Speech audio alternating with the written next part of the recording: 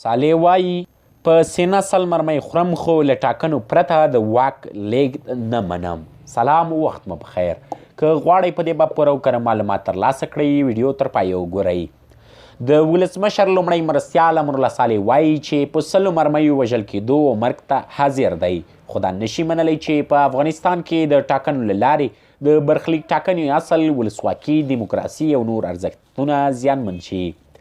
نوموړي له پی بی آی ایس تلویزیون سره په تازه مرکه کې ویلي زه حاضر یم چې سل مرمۍ مې په سینه ولګیږي، خو نه چې دا ارزښتونه له خطر سره مخ شي.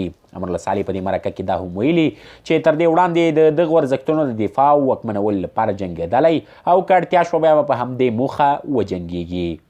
مخکې ولسمشر غني هم په یوه وینا کې ویلي وو چې د سولې په پلمه موقت حکومت جوړېدل او د افغان نظام او لاسته راوړنو له منځه وړل ورته په هیڅ صورت د منلو وړ نه دي. ولسمشر ګواښ کړی و چې له ټاکنو پرته د واک لیږد نه مني او په هغه صورت کې به یې جنازه له هر څخه وویستل شي، خو دی به په ناقانونه ډول د قدرت لیږد ونه مني.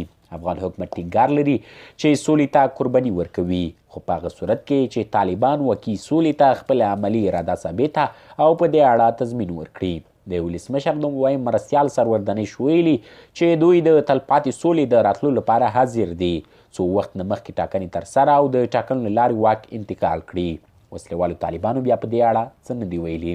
دغې ډلې مخکې له واک څخه د ولسمشر غني د استعفا غوښتنه کړې وه چې له توندو غبرګونونو سره مخ شوي وو. تر بلې ویډیو مو په لوی او بخښونکي خدای سپارم. هر چیرې چې یاست تاسې بریا زموږ دعا